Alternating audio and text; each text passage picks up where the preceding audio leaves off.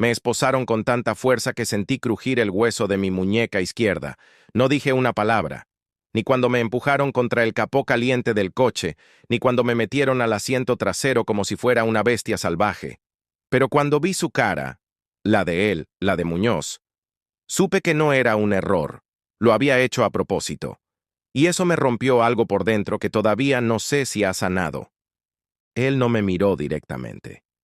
Se quedó al lado de la gente que llenaba el informe, con los brazos cruzados y esa sonrisa torcida que usaba cuando se sentía intocable.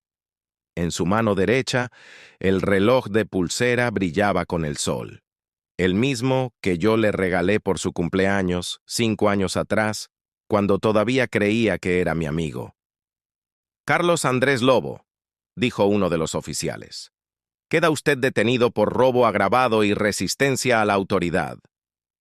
«¿Robo?», alcancé a decir, pero ya me estaban metiendo al coche patrulla. Los vecinos miraban desde las ventanas, algunos grababan con el móvil. Sabía que esos videos estarían por todo el barrio antes del anochecer. Mi madre estaría viendo esto. Mi jefe. Mis compañeros del club de atletismo. Todos. No entendía nada. No había estado cerca del lugar del robo. Esa tarde había estado en casa de mi tía, ayudándola con unas cajas. Pero cuando pregunté por qué no revisaban las cámaras, uno de los policías me dijo que había testigos y que el informe era sólido. ¿Sólido? Ni siquiera sabían en qué dirección había huido el ladrón. El calabozo olía a vómito y lejía. Pasé la noche con el corazón apretado, esperando que alguien dijera que todo era un error, que me dejarían ir. Pero la mañana trajo otra cosa. Un abogado de oficio, joven, nervioso, me explicó que había imágenes borrosas, que el testimonio de Muñoz era clave, que era mejor cooperar. ¿Cooperar con qué? ¿Con mi condena? «¿Muñoz?», le pregunté. «¿Agente Muñoz?» «Sí», me respondió. «Él fue quien redactó el informe. Dijo que te enfrentaste a él durante la detención». Yo no me había resistido. Ni siquiera había tenido tiempo. Lo supe entonces. Me estaban hundiendo. Me sentaron frente al juez en una audiencia rápida. No había pruebas reales, pero bastaba con la declaración de un policía. El juez me miró como si ya estuviera condenado, y cuando dictó prisión preventiva, escuché un zumbido dentro del cráneo, como si me cayera al fondo de un pozo sin fin. En el pasillo de la audiencia lo vi otra vez. Muñoz. Solo. Me miró esta vez, y me guiñó un ojo. Ese guiño, ese maldito guiño, nunca se me va a olvidar. Me liberaron 4 meses después. Sin juicio. Sin disculpas. Solo un papel arrugado que decía que el caso quedaba archivado por falta de pruebas concluyentes. Como si mi tiempo, mi nombre y la mirada de desconfianza de todos no valieran nada.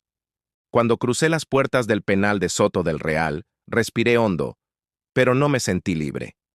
No del todo. Tenía la sensación de llevar todavía las esposas, ahora invisibles, ajustadas al alma. No volví a casa. No podía. Mi madre no dejaba de llorar por teléfono y yo no soportaba que me viera así, flaco, con la mirada perdida, con la voz rota. Fui directo al único lugar donde todavía me quedaba algo de identidad, la biblioteca de la Facultad de Derecho. No, no era estudiante, aún. Pero me senté allí como si lo fuera. Abrí libros, revisé códigos, devoré todo lo que hablaba de detenciones ilegales, de pruebas manipuladas, de abuso de autoridad. Me quedaba hasta que cerraban. A veces me sacaban a empujones. Pero yo volvía al día siguiente. El nombre de Muñoz aparecía en el expediente, en mayúsculas. El agente informó que el sospechoso se mostró agresivo, escapó a pie y fue interceptado tras una persecución. Mentira, toda mentira. Nadie me persiguió. Me arrestaron al salir de una panadería. Había algo más. Una firma al pie del informe, de otro agente que yo no conocía. Ramos. Busqué su nombre, su número de placa. Fui hasta la comisaría donde trabajaban. Fingí querer hacer una denuncia por pérdida de documentación y vi a Ramos detrás de una mampara. Nervioso, joven, casi un niño. ¿Tú estuviste con Muñoz el día del caso Lobo? Le solté sin rodeos cuando logré acercarme. No, yo solo firmé el informe, titubeó. ¿Estuviste allí o no? No tenía opción, susurró. Él me pidió que firmara. Dijo que era un procedimiento estándar. Me miró, con miedo, como si yo también pudiera destruirle la vida. No le dije más. No lo volví a ver. Esa noche, en el cuarto alquilado que me servía de refugio, abrí el portátil que había rescatado de casa de mi tía y tomé una decisión. Me inscribí en la universidad. Derecho. No tenía dinero, pero trabajaba por las noches en una pizzería. Dormía poco. Estudiaba todo lo que podía. Quería entender cómo había sido posible, cómo un sistema entero podía fallar tan fácilmente. O peor aún, proteger a quien miente desde dentro. Cada artículo que leía, cada sentencia que revisaba, hacía crecer algo dentro de mí. No era rabia, era precisión. Era la certeza de que esto no terminaría así. Un día, en clase de procesal penal, el profesor citó un caso donde el informe policial fue desacreditado por contradicciones. Me levanté sin pedir la palabra. ¿Y si no hay contradicciones, pero todo está fabricado? El aula quedó en silencio. El profesor me miró fijamente. Asintió. Entonces hay que buscar a quien firmó el papel y preguntarle qué le costó hacerlo. Y yo ya sabía a quién preguntar. Ramos desapareció. Volví a la comisaría 3 veces. Me dijeron que estaba de baja. Una semana después, su nombre fue retirado del personal activo. Intenté contactarlo por redes, por teléfono. Nada. Ni un rastro. Como si se lo hubiera tragado la tierra. En la universidad, las cosas tampoco iban bien. Reprobé 2 materias ese semestre. En el trabajo me redujeron las horas. Una noche, después de cerrar, salí a la calle y vi pintado en la pared de la pizzería: «Delincuente de mierda». Nadie me lo dijo, pero todos sabían. No lo soporté. Volví a casa de mi madre. Cuando abrió la puerta se le cayó una taza de las manos. Me abrazó tan fuerte que casi no podía respirar, pero yo no sentí nada, solo vacío. Me dejé caer en el sofá, y ahí me quedé. 2 días, sin hablar, sin moverme. La tercera noche soñé con Muñoz. Estaba en mi celda, sentado en la litera, mirándome con los ojos encendidos. No hablaba. Solo sacaba un papel del bolsillo y lo rompía en pedazos, uno a uno, dejando que cayeran al suelo. Desperté con el pecho empapado en sudor, gritando: «¡Me está matando! ¡Me está matando!». Mi madre entró corriendo, me abrazó y dijo que debía dejar todo eso atrás, que empezara de nuevo. ¿Empezar qué? ¿Con qué cara? ¿Con qué nombre? Durante días no comí. Apagué el móvil. No fui a clases. Me quedé viendo la lluvia chocar contra la ventana. Lloré, me odié, grité, golpeé la pared hasta abrirme los nudillos. El dolor físico era lo único real, lo único que no me mentía. Una madrugada, me levanté y fui al baño. Me miré al espejo. Tenía los ojos hinchados, la barba desordenada, la cara de alguien que ya no existe. No reconocía a ese hombre. Pensé en rendirme, en desaparecer, en irme a otro país, en acabarlo todo.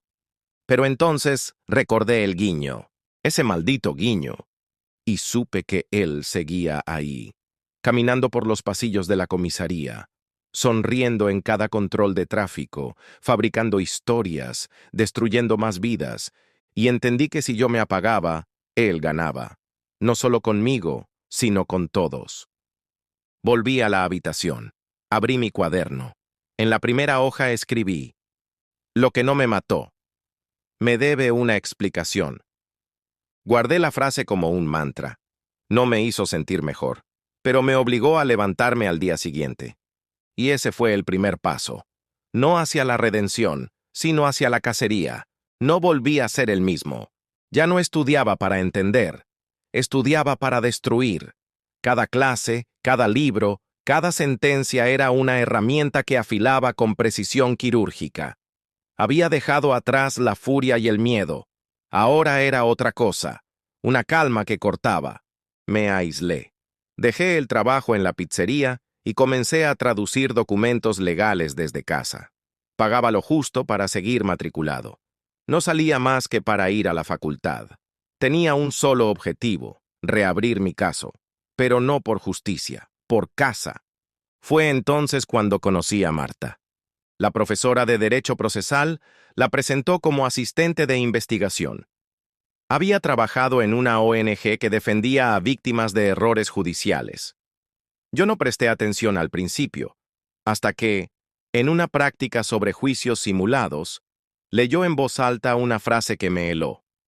La verdad no necesita testigos, solo necesita tiempo para emerger.